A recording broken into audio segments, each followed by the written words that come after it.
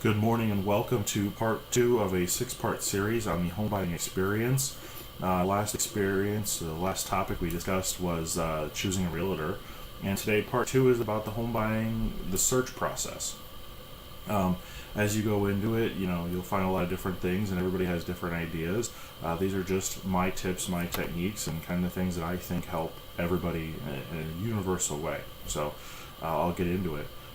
We have statistics out that show 34% of people start the home buying process with an agent or realtor.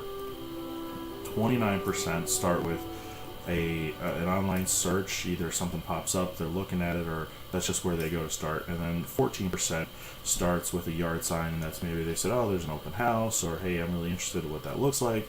And then they decide that they're ready to buy a home or something along those lines. So, when you're working with an agent, it's really important to start having an idea of what you want, because if you don't know what you want, how do you start to look? And that's where I think the online aspect of it is really helpful. If you want to go in open houses, if you want to go looking online, do that. Start putting the other things that you want, whether it's how many bathrooms and bedrooms, carpet, tile, wood floors, those different things that you want. In a bathtub, that's a good one. I find a lot of families, they have children, they need a bathtub, so those two bathroom houses that don't have a tub, they get kind of looked past because families, it's just not for them. So do that, and I will ask my clients and customers to actually separately make a list of 3 needs and 3 wants in a home.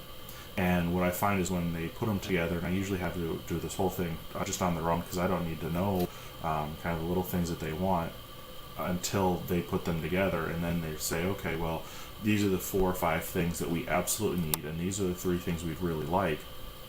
We can put a really good search together for them, and then start looking at homes. And as you're going through that process, you're looking at homes, don't be afraid to change what you want.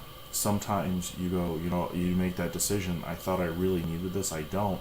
There's a couple other things that matter more that I like, and don't be afraid of that at all. I actually keep that list on the file for my clients and customers so I can pay attention to what they need and what they want.